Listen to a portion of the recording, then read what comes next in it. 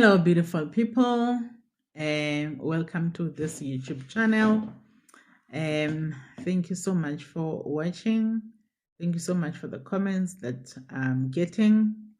And please, I would like to repeat this again. If you are tired of this story, because you have seen it so many times on the internet and everywhere, just know that I'm also tired, but I have to do this for two reasons. One is to create awareness, because these things I used to think they happen somewhere else.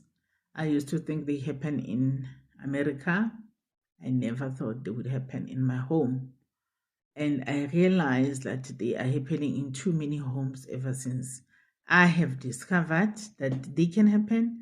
Then that's when I realized that, wow, they are happening in too many houses. So I need to create awareness.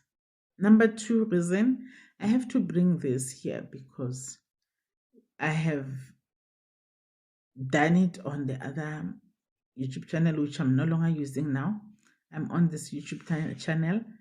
I really do need to bring this YouTube channel. And oh, by the way, there is a third reason. I'm venting. This is my venting space. Each and every time I'm not feeling well, each and every time this thing comes back and haunt me for whatever reason, yeah, I do find ways to vent out. So this is part of it. I usually go to um therapy now and then, but no, this is my therapy now. I'm not paying no reason.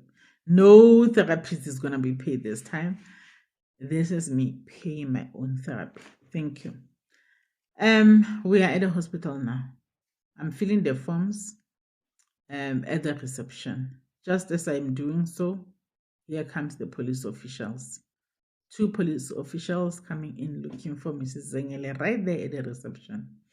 I get shocked because I did not call the police. Who called the police now?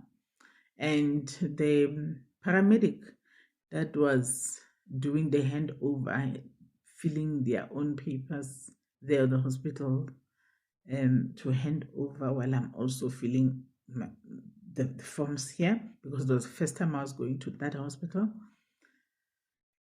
is the one that tells me that no, Childline is the one that called the police officials, because I think he read on my face that I was scared, guys. Remember, the reason why I did not tell anyone is because I wanted to contain this.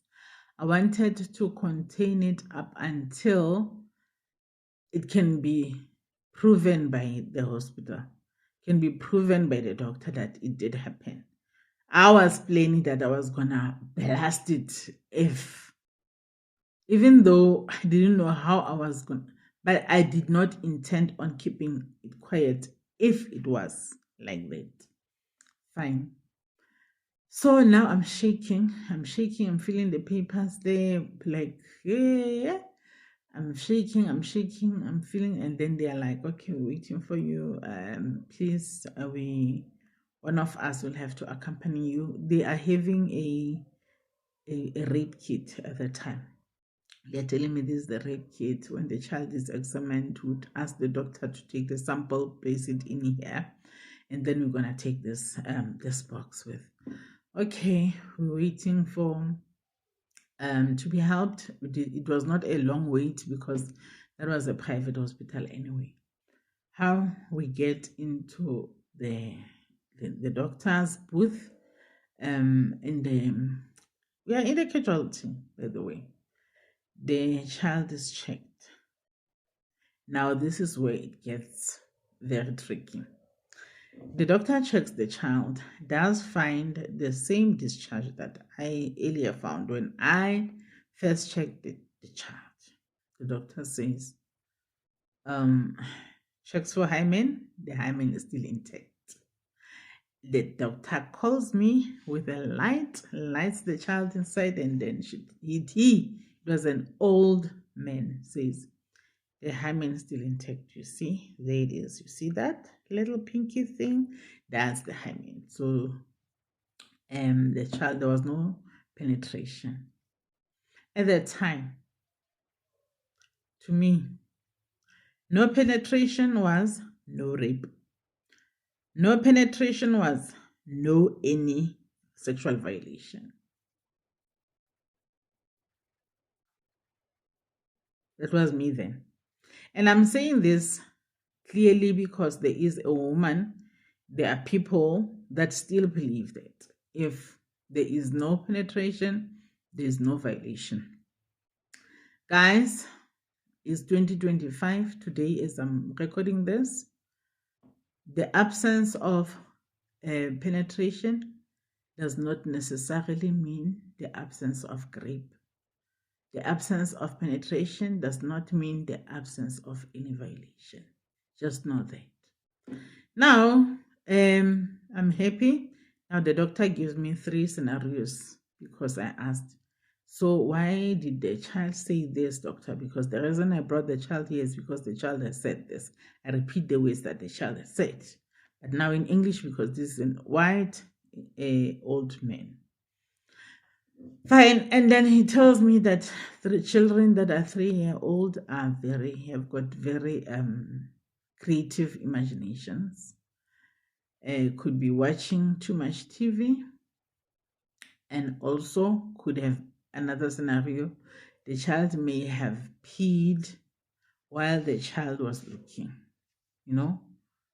and because he started with that one first. That's when I said, but no, when the child told me that she was pointing between her thighs, and then he asked me, is that father the parent of this child, the biological parent of this child? And I said, yes. And he said, there's no way he can do that to his own child. That was a doctor, guys. A doctor said to me, there was just no way a father can do that to the child. Do you know the power of a professional person that you believe knows what they are doing saying such words? Convinced me that actually I'm the crazy one. Immediately. Now from then onwards, he did take the swab for the police, and then I asked, but why the discharge? The doctor said, no, the discharge could be attributed to the soap that you are bathing the child with. We discussed the soap. He recommends the soap that I should be using and stop the one that I'm using. I don't want to mention them here. It's fine. So, doctor has covered all my bases. I'm happy. We live there. And then as we leave, remember I came with an ambulance. The ambulance job is to take from home to the health facility, not back home. This time is around 10, I think. So how do I go back home? With the police, of course. The police are here. They'll take me. I'm glad. There's let's go, Mrs. Zengele. I'm happy for the lift. Little did I know that this is not just a lift. Because they asked me, where do you live? I told them, I live in Vanabel Park. They said, oh, okay. And we drive. And then next moment, I found ourselves parking outside Vereeniging police station. I will leave there. We are outside at the police station. And the police now are asking me to come out and get into the police station because they would like to get a statement from me. And I am so shocked. My heart is beating so fast. And I am like, this cannot happen. I'm telling the police, You know, one of the police officials the surname was Mukwena. I don't remember the other surname, but that guy, I remember how he fought. Actually, how both of them fought. I think I remember the Mukwena surname because it's the most common surname, and that one I remember very clearly. And they wanted me just to write a statement. And I was telling them, there's no way I'm going to do that because what did the doctor say? Told them you were there. What did the doctor say? Didn't the doctor tell you that nothing happened? And they are telling me that we're asking for the statement. We are having this kit. This kit needs to be taken to the forensic science lab. That a discharge that was found there, we need to that swab be taken and checked. What was that? I tell them, but the doctor said that is due to the soap that I'm bathing the child with. The child is sensitive. Were you not there when the doctor said the 3-year-olds have got creative minds? When the doctor said the child could be watching too much TV, the child could have seen the father peeing next to him. Were you not there? Didn't you hear when the doctor said the child was not violated? There was no penetration. And then they are saying to me, just because there was no penetration does not mean the child was not violated, because it is possible that a person can ejaculate on the child. I don't want to say that word as is. And I felt like they were saying something so disgusting because that my mind did not want to get there. And my mind was settled. It became so happy when I was told by the doctor that my child was not violated. That's what each and every parent wants for their child. I wanted to be wrong at that time. I felt bad already by that time. So don't take me back to the place where now I'm gonna be I'm gonna feel guilty again. Wow. And I felt like they are the ones that were disgusting.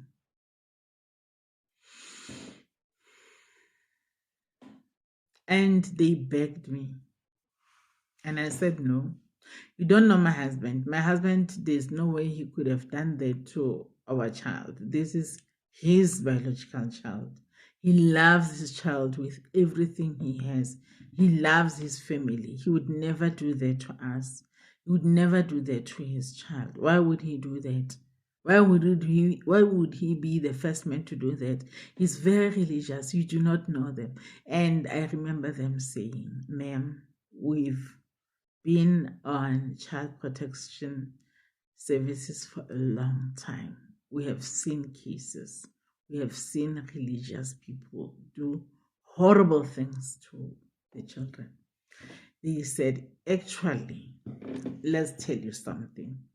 Most of the people that are doing crimes, particularly crimes of this nature, are actually Christian people. We see more Christian people than anyone else doing these crimes. Oh, I felt like they don't know. I even told them my husband is a ministerial servant. My husband is a Jehovah's Witness. And they said, ma'am, we've seen it all. And I said, no, I'm not opening a case against my husband. And they said, okay, fine. Please write a statement. You're not opening a case, you're just writing a statement. You must just say, they even told me, you must just say, at this particular time, my child said this to me, and then I called the ambulance, and then we went to the police station, to the hospital, and the child was checked, and the doctor said, they said, you can write every theory of everything that the doctor has said to you there. that statement, and that's it. I said no. I said, okay, just write one statement. We just need to have that statement so that we can have a docket. We can register a docket so that we can take this box to the forensic science lab.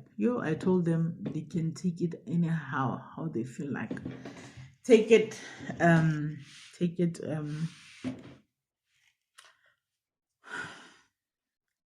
they begged me so much.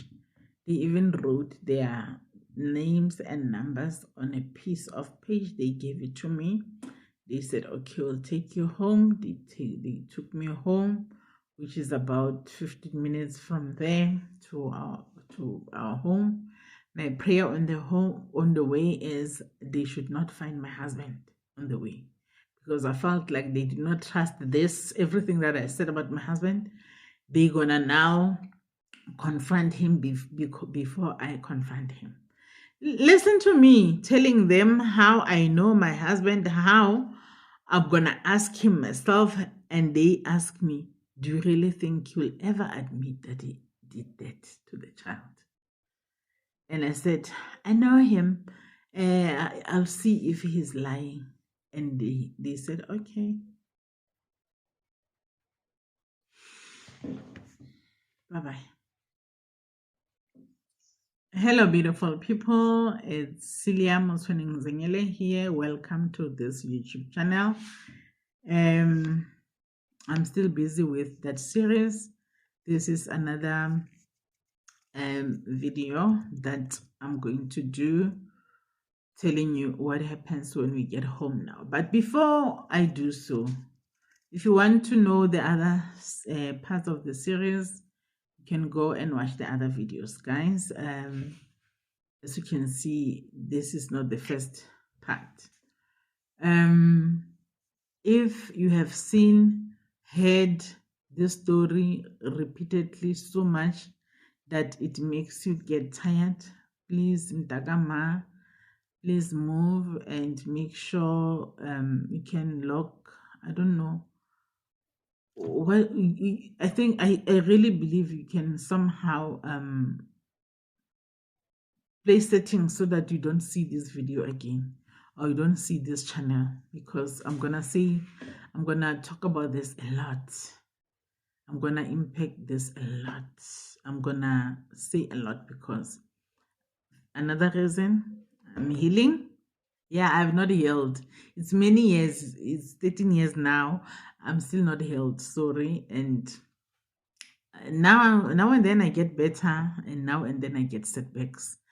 And I think no one can dictate as to when another person should be healed. And I do a lot of therapy. I do go to therapists, and this is another part of my healing space. Thank you. And another reason is the incidents of this nature are spreading so much. They are getting worse each and every day. So I think it is our duty to forever making the other people aware that such things do happen. And I think it's my civil duty that I do this. And I believe in my heart of hearts that this has happened to me, so that I can make other people aware that such things really do happen. And also, they are taking me home. My prayer on the way is they should not find my husband at home, because now the time is going towards 11. He was working an hour away from home. He was knocking off at 10, so he would normally be at home by 11 or immediately after 11, anytime after 11. So I'm praying on the way he should not be home before us. He should not be home before us. I did not want the police to question him. Yeah, it's stupid now. At that time, it was like not stupid. I felt like I had to be the one that was gonna break the news to him that this happened. I felt that way at that time, guys. There's no excuse for that. There's nothing that I can say beyond that. That was it. I loved my husband at the time. Sharp. I get home. It's dark. I'm like, get into the house. They stay outside. They say I must switch on the lights first in the home, and I must check if everything is fine in the home before they can leave. Then I must indicate to them through a window if everything is fine. I get in, I switch on the lights very, very fast. I go to the window and indicate to them that everything is fine. Then they leave. Sharp. Gone. They. Wow. Less than 5 minutes after they had gone, he comes in. He comes in. The child is asleep now. He slept in the police car. So I came and placed him on the bed, and I sat in the lounge waiting for him now. He comes home, he gets in, and you can tell that good man. Because now at this particular time, the emotions that were running through me were regret. When I felt like I overreacted, I was regretting. I felt like I overreacted. I felt remorseful. I felt all that. Dimloke. So I'm telling him that, you know what, we come from the hospital. I don't know. Okay. The other reason why I told him was that I knew Miss Walkie Talkie, when she wakes up, she was going to tell Papa what happened, because she was like, Papa.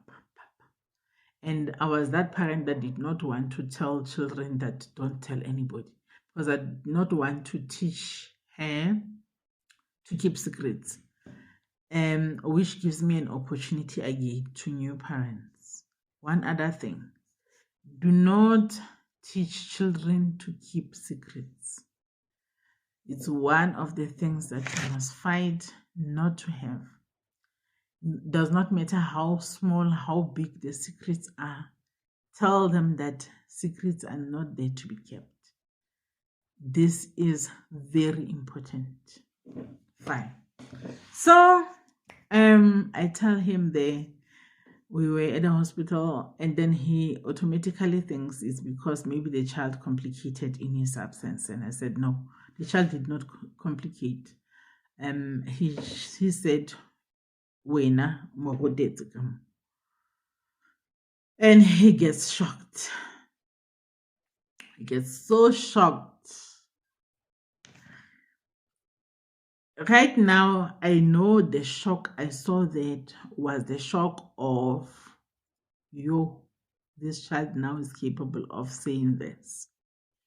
At that time, the shock to me translated in my head as, this is the first time he hears about such a thing. He's even shocked himself. This did not happen. That's how that's how it was translated in my head at that time. He gets shocked. He leaves me there. He goes and look at the child in the bed, and he says, Aring. And then he comes back and look at me. And then I took the child to the hospital to have her checked. And then he starts the guilt tripping. How dare you? What do you think of me? Do you really think I can do that to my own flesh and blood? Manawaka, my own child.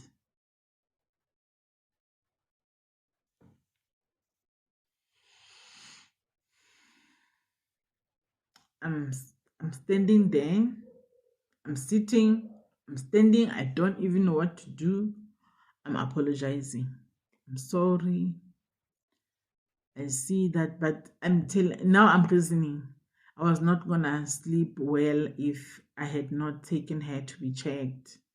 I just wanted to be sure. It's not because I was believing her. Hey, guys,